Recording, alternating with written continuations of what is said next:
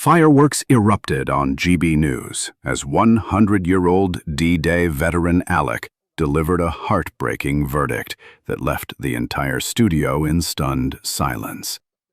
The heroic centenarian, who survived Arctic convoys and Normandy landings, dropped an emotional bombshell about his fallen comrades, leaving presenter Patrick Christys and panelists visibly moved.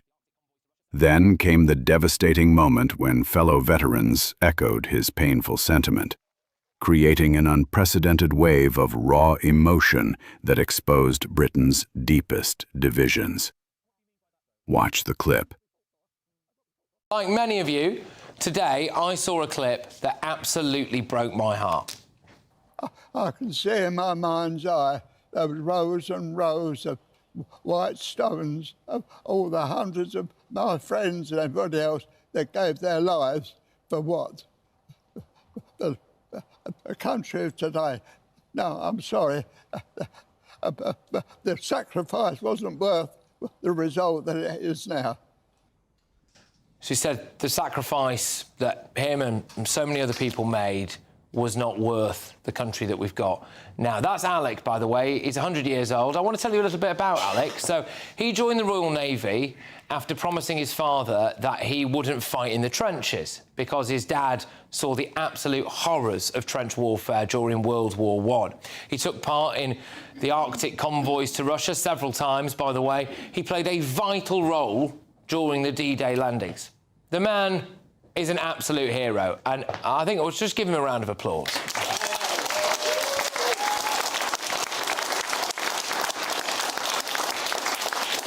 And then, of course, Adil Ray, the man who has just come out praising the virtues of Sharia law, decided to press him a little bit further, didn't he?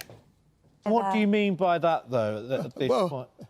What we fought for, and what we fought for was our freedom. We find that even now it's darn sight worse than what it was when I fought for it.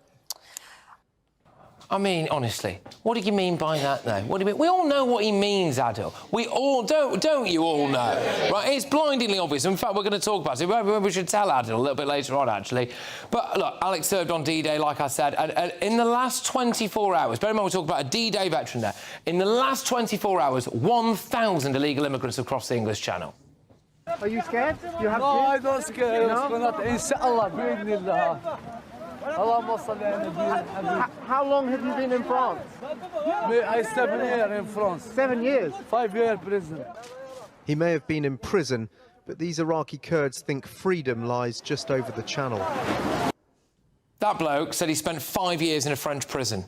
5 years in a French prison, and then he's here now. So, nice hotel room soon, probably ready for a life on benefits. A Home Office whistleblower revealed the other day that they are allegedly punished for refusing asylum to people like an Afghan man who has been repeatedly arrested for exposing himself in a children's play park. Heroes like Alec fought, in many cases, sad. A lady on the front row, I think, who might like to make a little point. Is that all right if we could start with you? What would you like to say about this? Bearing in mind it's Remembrance Sunday this week, and I had a granddad that fought in the First World War. He was in the trenches. I had uncles that was in the Second World War. Yeah. And they didn't speak about it because it was horrific.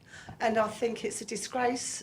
Just hold that mic closer. Successive governments have failed to support veterans in this country going decades.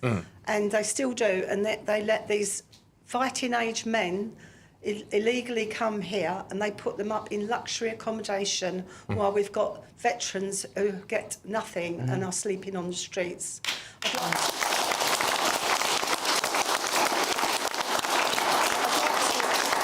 Was trying to get the veteran to say something that he could then slap down, perhaps something about multiculturalism or something, I don't know. Maybe. But I was thinking about what he might mean. I mean, incompetent governments, people arrested for speech, reckless immigration policies, veterans living on the streets, not being given mental health support.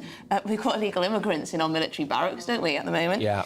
Growing sectarianism on our streets, as we've seen today, lack of national unity, lack of pride in our culture and our history, millions of people on out-of-work benefits. I mean, the list goes on of how many things are disappointing about this country. And some of the surveys recently about young people, half of Gen Z think this country is just a racist country. Only 11% say they would ever be willing to fight for this country. We're in a dire straits, really, if that's the truth. But I am still proud of my country, and I hope there are lots of young people who won't feel this way for too much longer, at least. I want to make... Yeah, absolutely. Yeah. So on the front row, if you don't mind, so would you be okay to just tell us a little bit of where you served, what that involved? Well, I served in the armed forces, as you know, what I said earlier. But the thing that's really getting my goat at the moment, more than anything, and I think it's an absolute disgrace, is the fact that they're putting these immigrants into our ex-army camps, where people's fathers and all that trained for the First World War, for the Second World War. They trained in them barracks, and now they're putting the migrants in.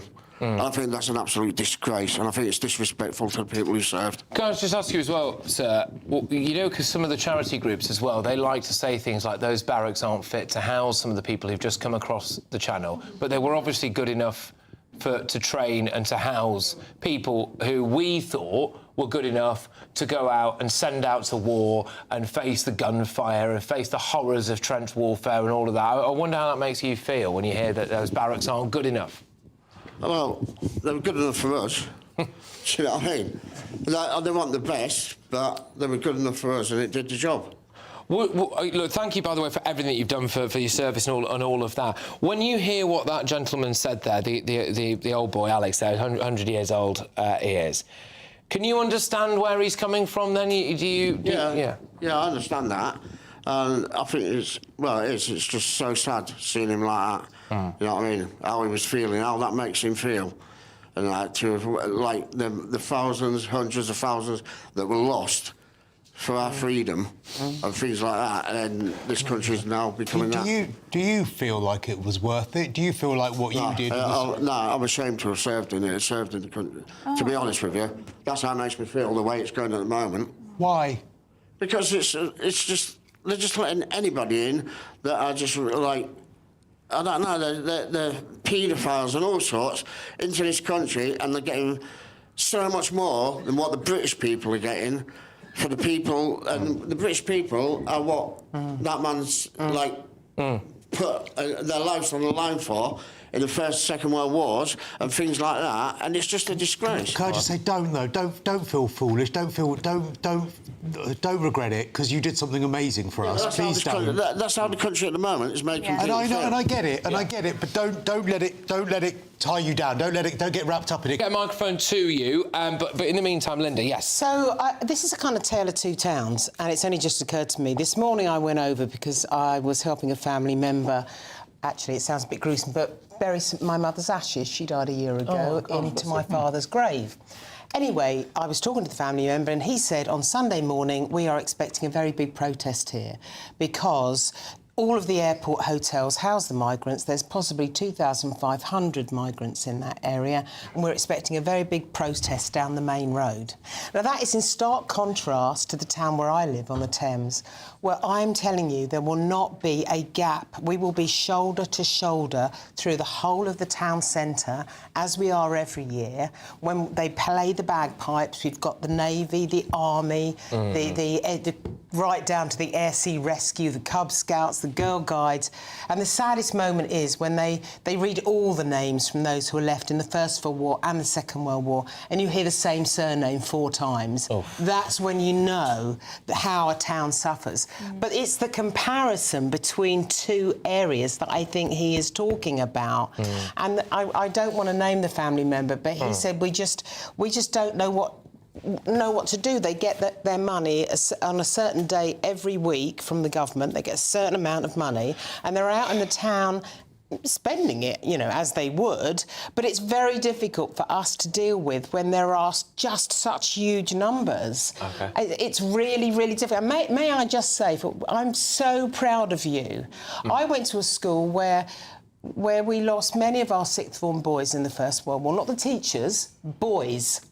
And the Second World War, we always took people to the poppy fields of northern France as our school trip. Yep. And my mother's late partner, who died in COVID, was awarded the Légion d'honneur for his part in the D-Day landings because he helped build the smokescreen to get our guys ashore in safety. So I'm being told, sir, that you are also a veteran.